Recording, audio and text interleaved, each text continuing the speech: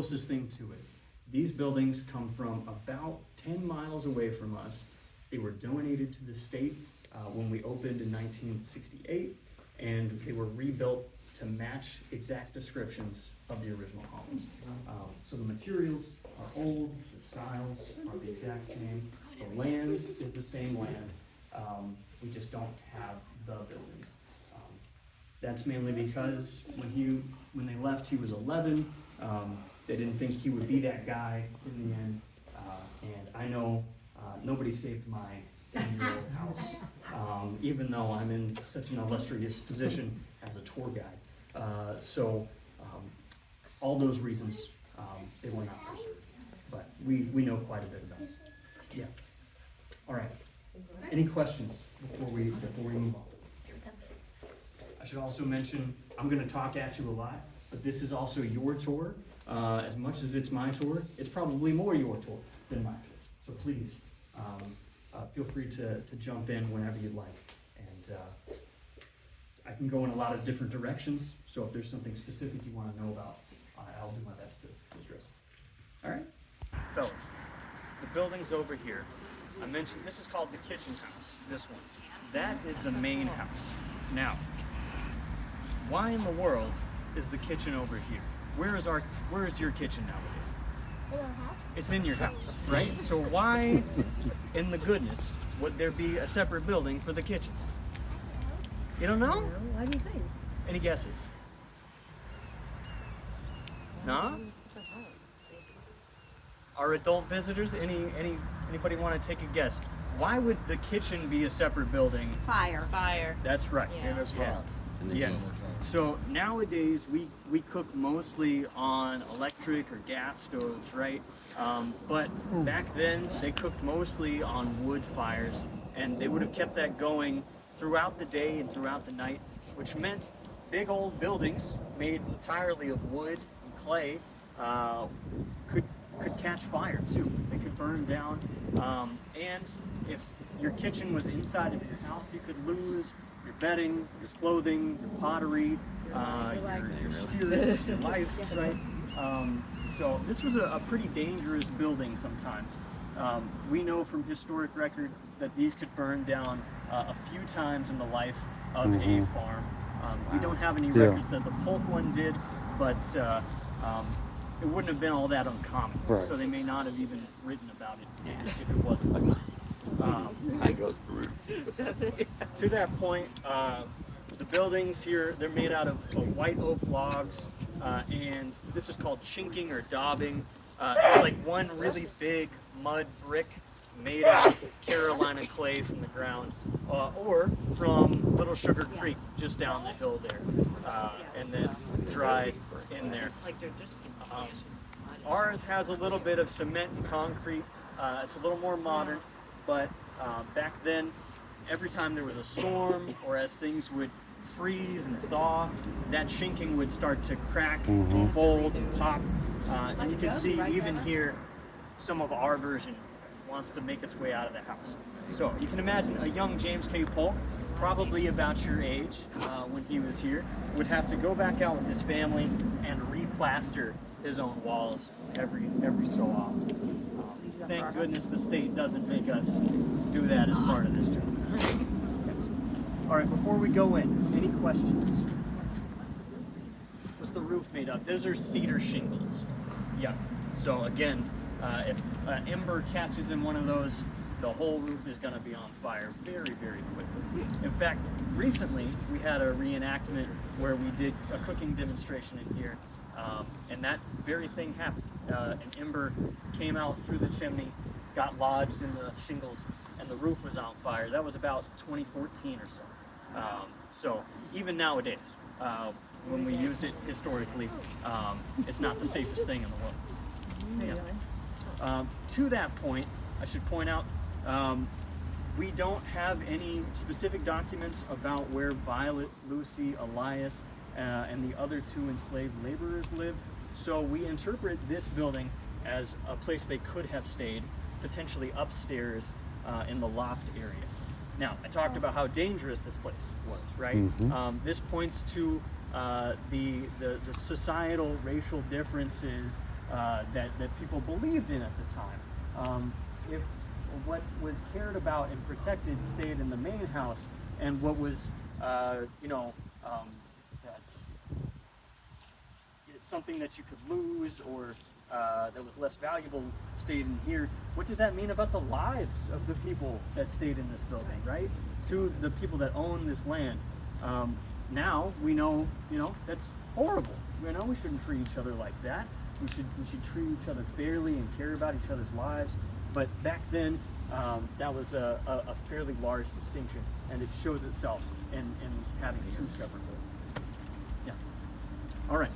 Any questions before we go in? No. All right. Come on inside here.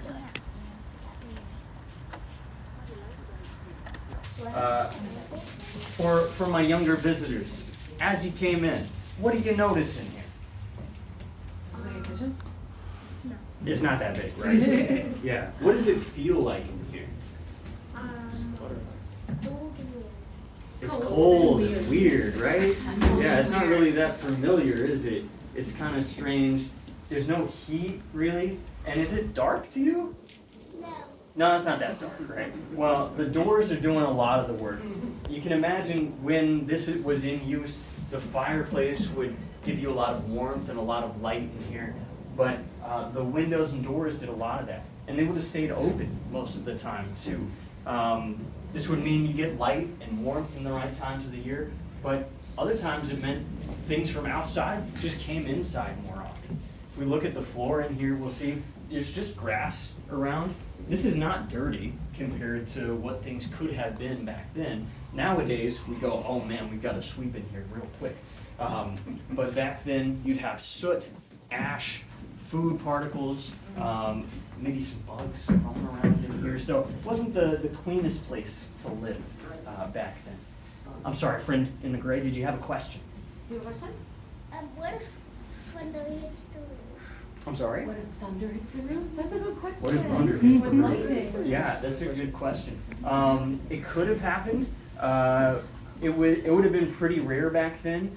Most of our buildings now are much taller than theirs were back then. Lightning usually strikes places that are the tallest in your area.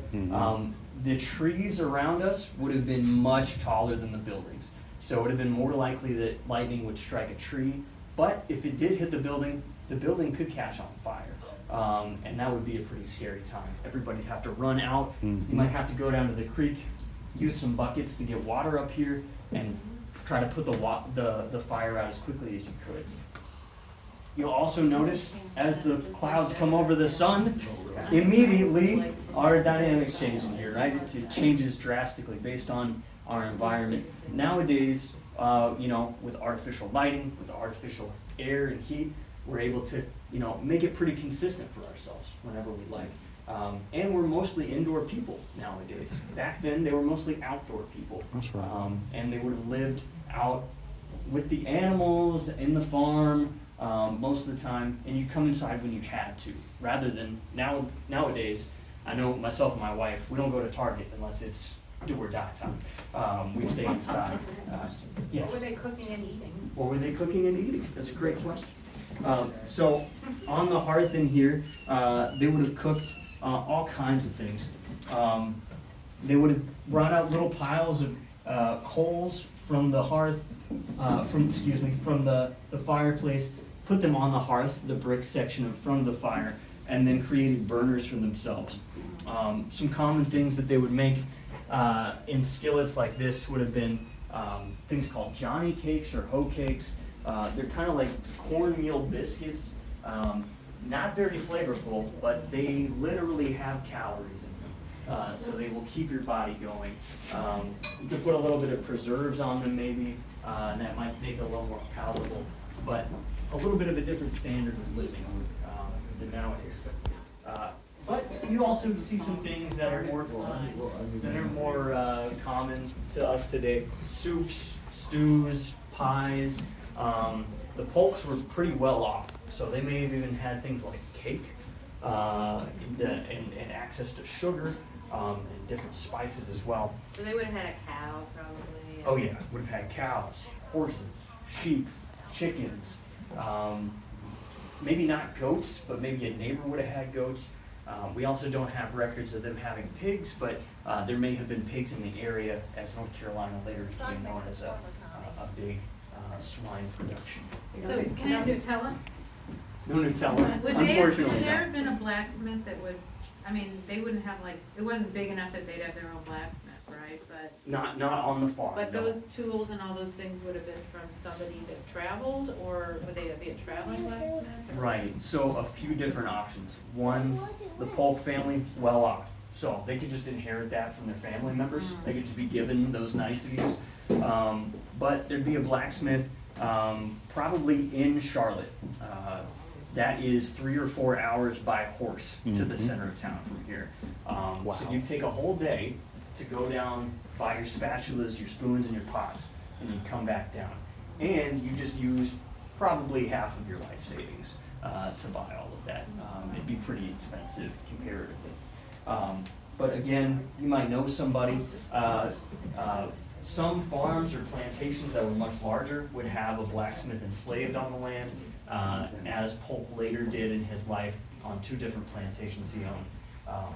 And that would have been a huge boon to have different crafts made on the land rather than having to buy them elsewhere. Yes. Yes.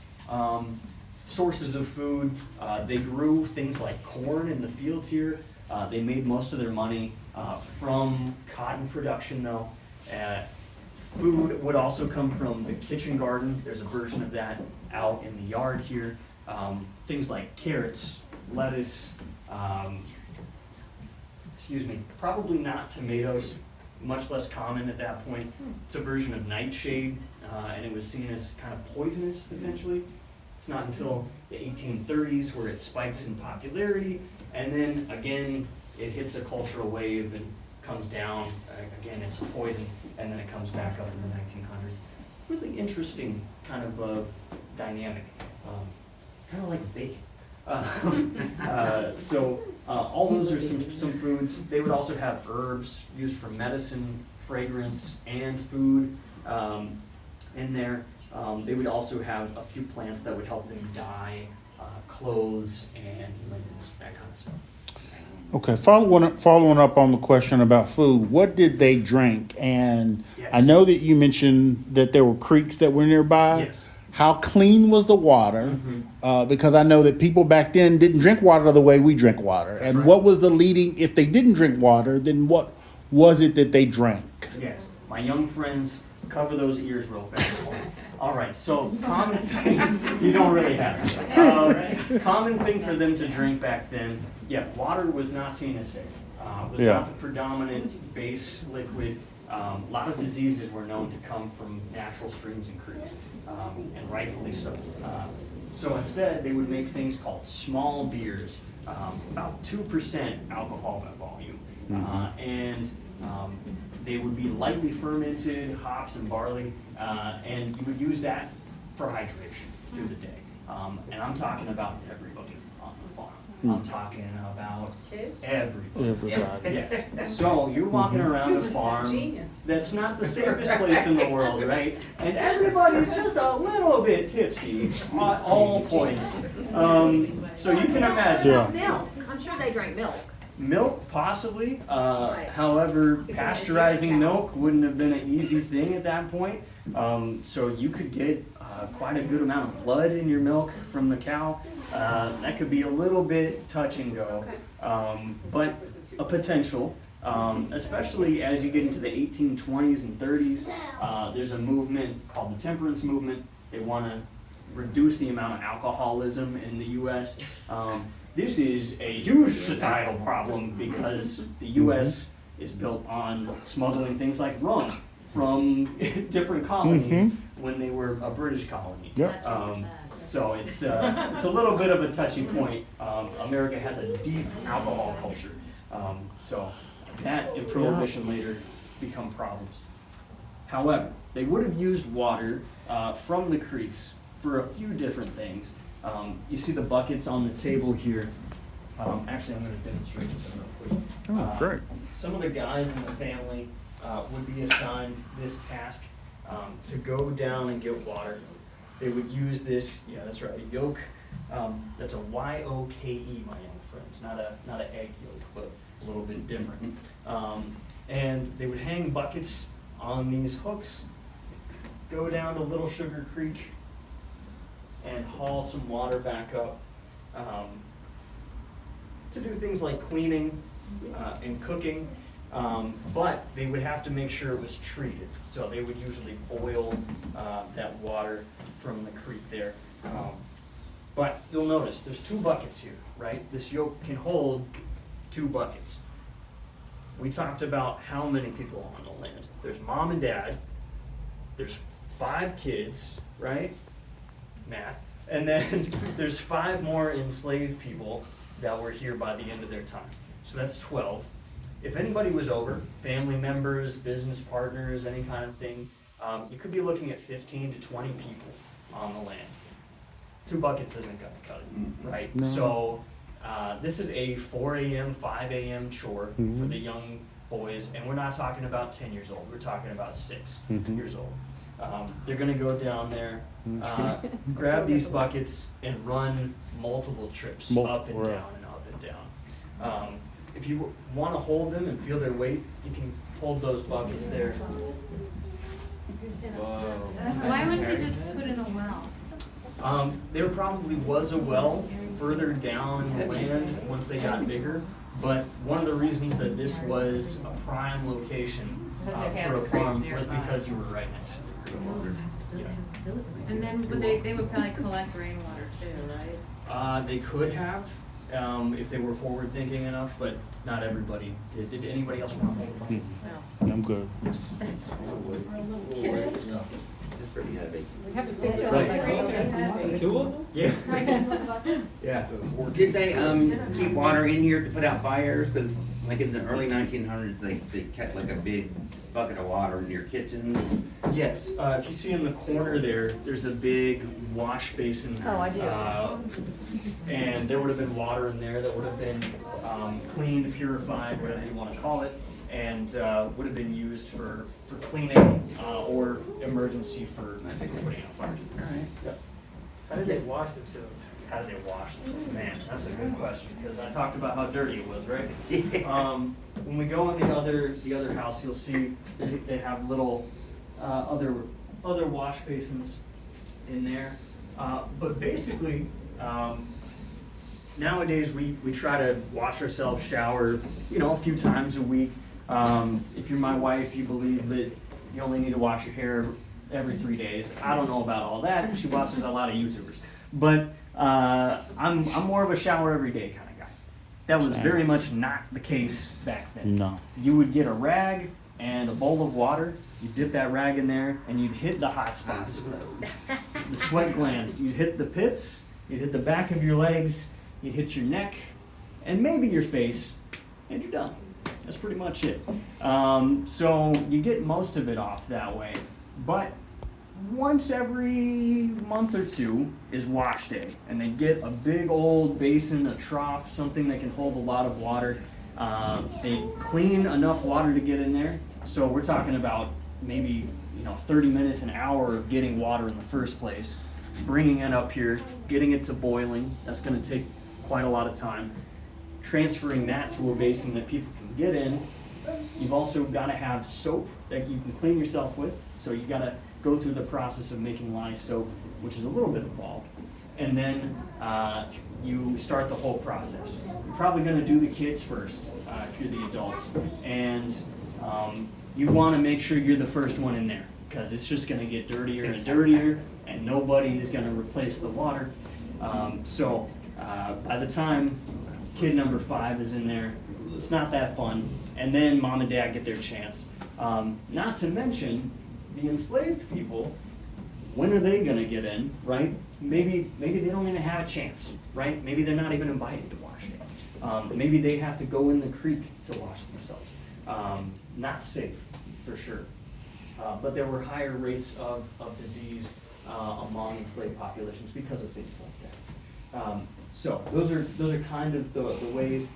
Maybe if it was your birthday, you got to be first. Maybe if it was Easter, you know, you got a special wash or something like that. But kind of special circumstances. Yeah, yeah. But that meant people got sick a lot because they weren't cleaning themselves as much, right?